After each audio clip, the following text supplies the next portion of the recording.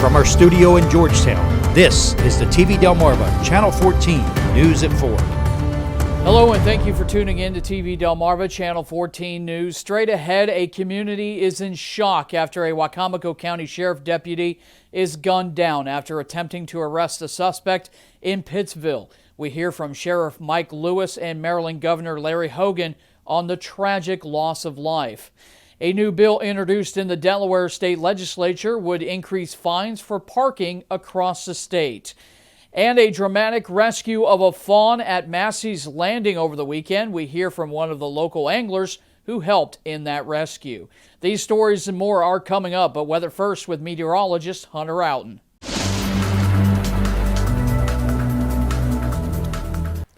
Hello and good Monday afternoon, Delmarva. Hope everyone had a fantastic weekend. We had a little bit of some thunderstorms here and there on Saturday, but generally it was just sunny and a little bit muggy. Yesterday, though, we had a lot more in the way of those very dark, gloomy clouds and even some strong thunderstorms across areas of southern Delmarva. But the sun did eventually come back during the late afternoon hours. But a little bit of a different story today. Taking a live look outside of TV Delmarva Studios here in Georgetown. We have the sunshine. We have those puffy cumulus clouds out there. But the biggest story is that warm and humid air mass is in place right now. Currently 89 degrees here in Georgetown. Take a look at satellite and radar. It is calm for the most part across areas of the mid-Atlantic states, but we need to pay close attention to two areas of disturbed weather. One over into areas of Wisconsin and another new area that's developing across portions of Indiana. We're watching out for something known as a mesoscale convective system, or MCS for short, developing across areas of the Ohio Valley, and that will be eventually moving our way during the mid-morning hours tomorrow, which could bring us some gusty thunderstorms into the mix as well, just depending on how strong does it actually get before it reaches our neck of the woods. Now let's have a look at those conditions elsewhere on Delmarva this afternoon. Like I mentioned, some fairly warm temperatures across the region right now. Currently 88 degrees in Salisbury, 88 as well for Wicomico City. Only 77 degrees right now in Ocean City, 89 for Easton, 88 for Centerville, 89 as well for Dover, and 88 degrees up north in Wilmington and Newark. Combined with those nice warm temperatures, we're seeing some very muggy conditions out there. Dew points are in the lower 70s, so a nice, very soupy air mass in place, which is definitely going to be responsible for the chance for some thunderstorms going into tomorrow. Take a look at the current heat index across the area. Well, right now we're looking at areas of 94, 95, and even feeling like 96 degrees here in Georgetown. But if you want to escape that heat, head right towards the ocean front. Only feels like a nice 77 degrees right now in Ocean City. That's where I'd rather be right now than dealing with this humidity. Take a look at current sustained winds right now from the west, generally between 5 and 10 miles per hour sustained, with some gusts as high as 15 at times. Currently gusting to 15 here in Georgetown, 13 for Salisbury, 11 miles per hour for Wicomico City and Ocean City, 14 for Centerville, and 15 miles per hour in Newark. Now we do have the chance for some thunderstorm activity going into the morning hours tomorrow, but we also have more thunderstorm chances later on in the week before a nice cool down is in store for this coming weekend. I'll have all the details regarding those thunderstorm chances here in just a little bit.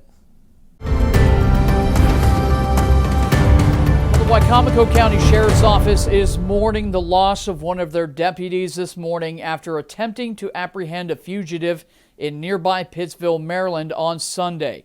Deputy First Class Glenn Hilliard, a 16-year veteran on the force, was gunned down while attempting to apprehend a suspect who is wanted for several felony warrants, including a robbery in Baltimore.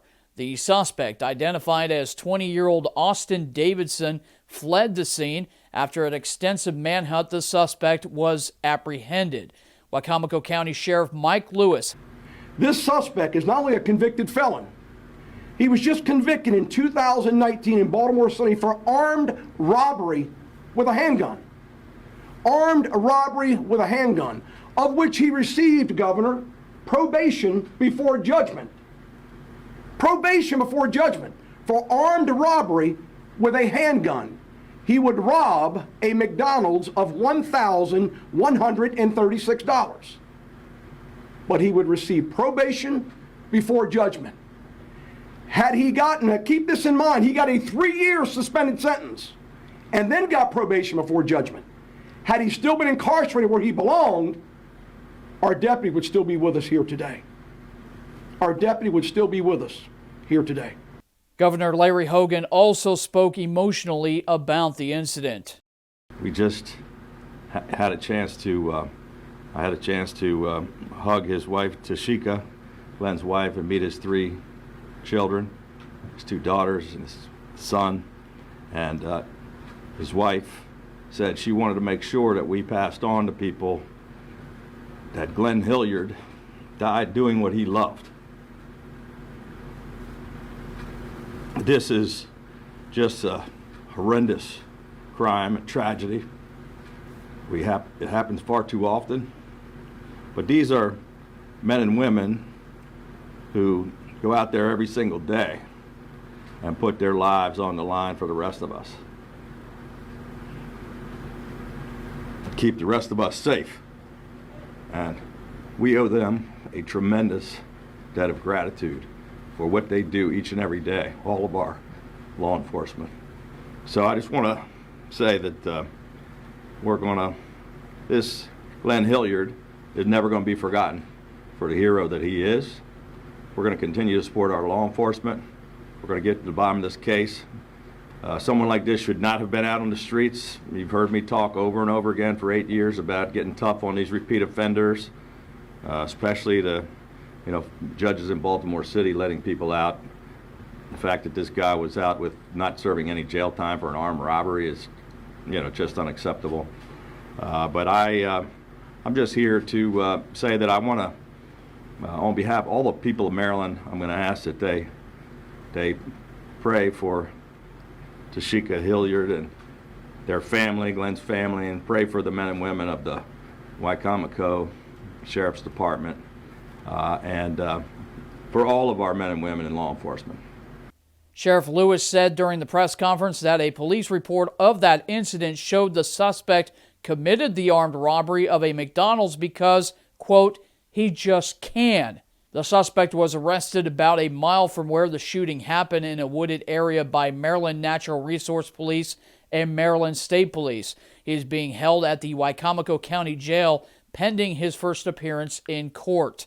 Meanwhile, the community is in shock and mourning the loss of Officer Hilliard, who would have celebrated his 42nd birthday on June 22nd. The sheriff's office says they are heartbroken over this senseless and tragic murder. Maryland State Police homicide units are investigating the incident. Maryland Governor Hogan has ordered flags to be flown at half-staff. Well, if you're one of those people who let their parking pass at the beach expire, it may come with a heavier fine. A new bill was introduced to the Delaware legislature that would significantly increase the fine of parking violations in the state. House Bill 479 was introduced by State Representative Valerie Longhurst on Friday. It would increase the civil penalty for parking violations from the current $10 but no more than $25 to $100 but no more than $500. Subsequent offenses would also increase to $400 and no more than $2,000. A committee hearing on the bill will be held within 12 legislative days. Well, local anglers are being called wildlife heroes for helping save a baby deer from drowning at Massey's Landing on Sunday. Here are some of the pictures posted by Jason Allweiler, who was one of the men who helped save the fawn. He spoke to TV Delmarva about the dramatic rescue. I happened to look over and noticed the seagulls were making a lot of noise, swarmed around something. I thought it was a horseshoe crab floating in the water because the current was strong. And it looked like ears popped up, and then I seen it go against the current. So I knew it was something alive. There was a gentleman standing there, and I asked him if he thought it looked like an animal or a deer, and he had binoculars, and he confirmed it was definitely a deer. And then it was just a matter of trying to flag somebody down with a boat to help out. And The guy on the boat did all the work, to be honest with you. We were kind of stuck on shore just yelling. Now, according to Allweiler, the fawn was in bad shape. He says its eyes were infected shut and covered in ticks. I'm assuming it got in the water because its eyes were so infected. It didn't look like it could see very well, and it was really infested with ticks. It had a lot of pus around its eyes, like from infection. So I'm hoping, I haven't been updated on the on where it went after that. I would love to know. So I'm hoping it's doing well and got the right medical attention, because it definitely needed some help. As for an update on the fawn, we reached out to DENREC and a few wildlife rescue locations for a status. So far, we have not received a response. Well, coming up, inflation continues to be the hot topic, and there seems to be no end in sight. But is there relief on the horizon? We get the full details when we come back. Stay tuned. From the grocery store to the gas station, prices continue to rise. Newsnet business reporter Andy Hirschfeld breaks down the latest numbers. Today we got the new inflation report, and to no surprise, it's up by a lot. This according to the Labor Department report that measures what's called the CPI, or Consumer Price Index. That's the all-encompassing measure that shows the price of all goods and services. In May, it was up more than 8.5 percentage points from this time a year ago. This is key. It's the biggest jump since 1981. If you're one of the millions of Americans that drives a car, you are very familiar with the pain at the pump at this point. According to AAA, the average gas price right now is $4.98 a gallon for regular and mid-grade, topping $5.35 a gallon.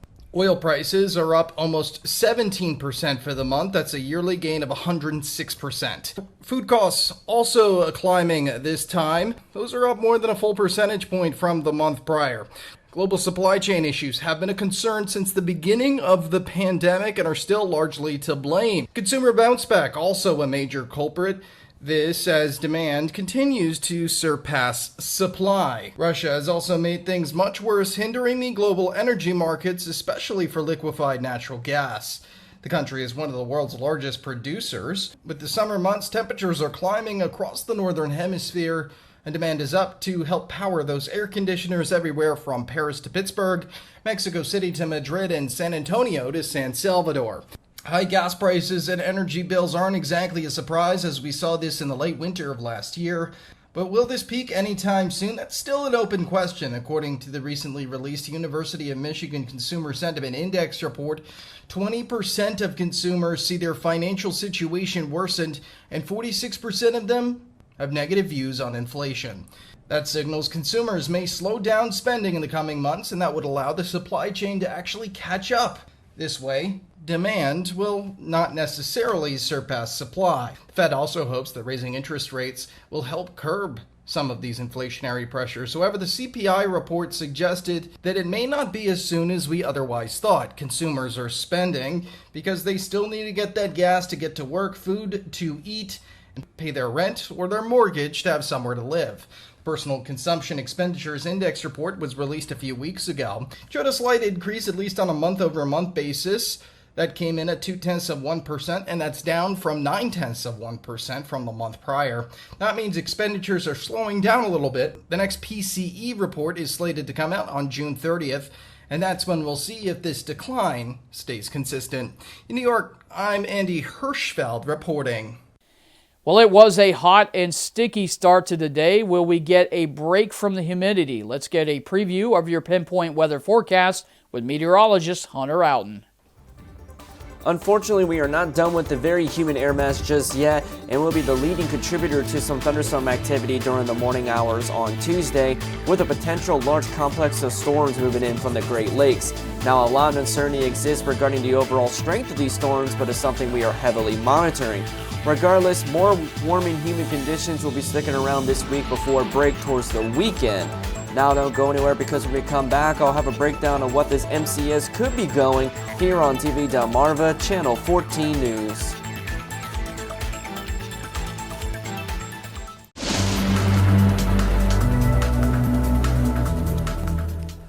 Alrighty, Delmarva, let's get right into the pinpoint forecast for the overnight hours into the day on Tuesday, because we got a fairly complicated scenario once we get into the day on Tuesday regarding some thunderstorm chances. But for the overnight hours tonight, we're going to be looking at some partly cloudy skies. Still have the chance of an isolated pop-up thunderstorm, which is very typical for the summer months here on Delmarva, with that very mild and humid air mass in place still continuing. Overnight lows of 70 to 75 degrees with some light winds from the south between 5 and 10 miles per hour. Let's take a look at Futurecast rest of the overnight hours into the day on Tuesday, and this is actually the wide expanse Futurecast covering the mid-Atlantic states, and there's a very, very important reason for that. But 8 o'clock this evening, we may have some pop-up thunderstorms across areas in the mid-Atlantic states with our temperatures into the mid and upper 80s right around sunset. But going into 2 o'clock in the morning, we're looking at some partly cloudy skies pretty much everywhere here across areas in the mid-Atlantic. Temperatures are holding steady into the mid-70s, but I want you to pay very, very close attention to this thunderstorm complex over in Ohio. Once we get it to 6 o'clock in the morning, we have a very well-organized area of thunderstorms known as a mesoscale convective system, or MCS for short, as it continues to race off towards the south and east, and it's looking to be like in our neck of the woods in the late morning hours on Tuesday. We could be looking at some heavy rainfall, some thunderstorms, and even some gusty winds along with it too, as that continues to move towards the southeast very rapidly. 3 o'clock in the afternoon, we still have some leftover areas of precipitation and some thunderstorms. Temperatures right near 70 degrees. But the good news is, before sundown, the sun will return, but our temperatures will be holding steady into the mid-70s. Now, where is this MCS right now? Well, this is going to be a long tracking system. This is a current satellite across the area. You'll notice this thunderstorm complex right here in Wisconsin. This is where the MCS is beginning to develop out there, and this will continue to move out towards the east and then drop southeast across areas of the mid-Atlantic states and then to our neck of the woods going into the late morning hours on Tuesday. Now, MCSs are very dependent on their movement and strength, all thanks to the mid-level flow. And here's the forecasted mid-level flow going into 6 o'clock tomorrow morning. Now, MCS's movements are going to follow this flow, and right now the latest forecast has it coming right through Michigan and then dropping southeast across areas of West Virginia and then into our neck of the woods by the time we get into the early afternoon hours. So there's still a lot of uncertainty regarding to how strong will it get before it reaches us here in Delmarva. At least we have the good news is we won't have the big peak heating that we would see before that complex arrives. So it's going to be very, very dependent on how much of this holds steady crossing over the Appalachian Mountains before hitting us here, which I'm thinking is going to definitely weaken significantly by the time here, but still want to roll out the chance for a scattered thunderstorm and maybe even some gusty winds at times. From the Storm Prediction Center for tonight, we do have a marginal risk for areas on the Maryland-Delaware line on westward for the chance of a pop-up thunderstorm, and then very, very late in the period we could be looking at a few thunderstorms as well from that ongoing MCS. But going into tomorrow though, we do have a slight risk for Georgetown, Salisbury, Ocean City, Pocomoke City, down towards Cape Charles, stretching west towards Easton, Washington DC, and La Plata. That's a level 2 out of 5 risk for the chance of some of those storms tomorrow, and that complex could contain some strong damaging winds. Now, Tuesday forecast overall, mostly cloudy skies with a chance of that scattered thunderstorms and some very humid conditions as well. Afternoon highs of 80 to 85 degrees with some light winds from the northeast between 5 and 10 miles per hour. And take a look at the allergy index for your Tuesday. Well, not really expecting much of anything with thunderstorms in the forecast. Some very, very low levels of pollen, 1.3 out of 12 on that scale. And then let's take a look at the beach forecast. Now, if you plan on going to the beach tomorrow, you better wait off until the later afternoon hours once that thunderstorm complex moves through. But for the Atlantic, scattered thunderstorms, 75 degrees, winds from the northeast at 5 to 10 miles per hour, with seas at 2 to 3 feet. And when that sunshine does return in the afternoon hours, that UV index is very high at about 10. Take a look at the Delaware Bay. Scattered thunderstorms, 76 degrees, winds from the east at 5 to 10 miles per hour, with seas of less than 1 foot expected. And then the Chesapeake Bay, scattered thunderstorms, 79 degrees, winds from the north at 5 to 10 miles per hour, and seas of less than 1 foot expected as well for the Chesapeake Bay region. Now, as we get into the overnight hours tomorrow night, much nicer conditions, partly cloudy, nice and comfortable temperatures as well, 64 to 68 degrees, and winds will be light and variable in nature. Now let's take a look at that extended outlook because we still got plenty of thunderstorm chances over the next couple days. We have them tomorrow, but we do get a break on Wednesday, partly sunny skies and 85 degrees, but then a frontal system will be moving through Thursday and Friday, but our temperatures are going to be warming up quite a bit ahead of that front as well. Upper 80s to even lower 90s by Friday with isolated thunderstorm chances, and then a beautiful weekend's in store with cooler conditions, lower humidity, partly sunny skies as well, before another warm-up trend is expected for the early portions of next week. Coming up, Governor John Carney makes good on a bet he made with Maryland Governor Larry Hogan. We get the full story when the news continues.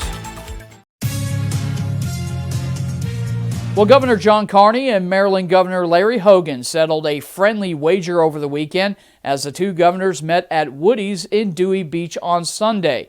The two dined over crab cakes and conversation after Governor Carney lost a wager he made back in March on the first round of the NCAA women's tournament between Delaware and Maryland. In that game, the Terrapins won 102-71 over the Blue Hens.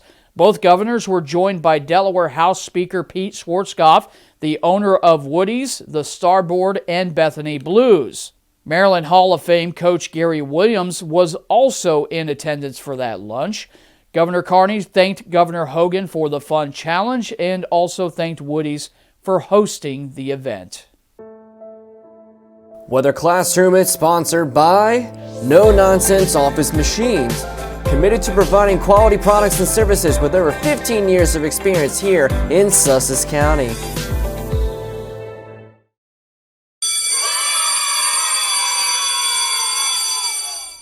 Alright, ladies and gentlemen, today's weather lesson we will be learning about what are mesoscale convective systems, or MCSs for short. An MCS is a cluster of storms that move as one singular system. An MCS can bring just a few storms only a few miles wide and grow to the size of an entire state. Also, an MCS can travel for hundreds of miles and last for more than 12 hours at a time. When observed on satellite or radar, an MCS can initially look like just a small cluster of storms and then grow into an absolute monster.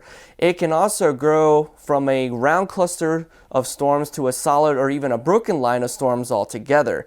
An MCS is fueled by daytime heating and an abundance of moisture, typically gaining strength at night, reaching its maximum intensity and the greatest potential to produce damaging winds and excessive rainfall. Not to mention an outstanding display of lightning, since these storms can be very large in size, covering even a couple of states.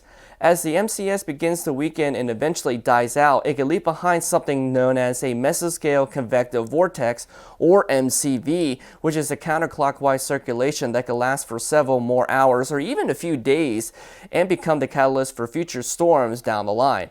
Sometimes leftover MCSs during hurricane seasons can jumpstart the development of tropical cyclones in the Atlantic Basin. Pretty neat, huh?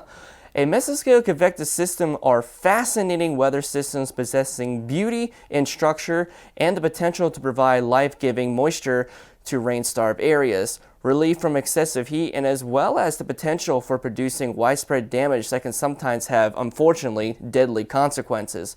One of the more recent destructive MCSs that has impacted Delmarva was all the way back on June 29th and June 30th in 2012, which eventually turned into something known as a derecho and produced severe wind damage across several states from Illinois to Delaware. And time for one more check of the forecast with Hunter. Hunter, my hope is that we can move away from this humidity. Are we getting some relief?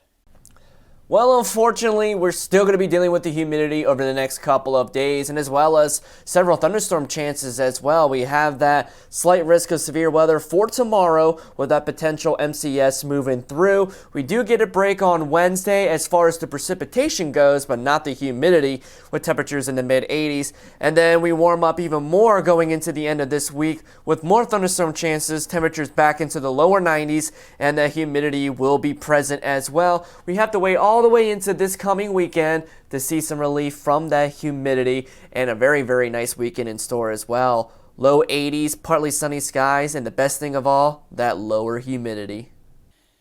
All right, thank you, Hunter, and thank you for tuning in to TV Delmarva, Channel 14 News. Don't forget to follow us on Facebook at TV Delmarva and our website, tvdelmarva.com, for real-time news and updates throughout the day. I'm Jonathan Mistrat reporting for TV Delmarva, Channel 14 News. Have yourself a great evening.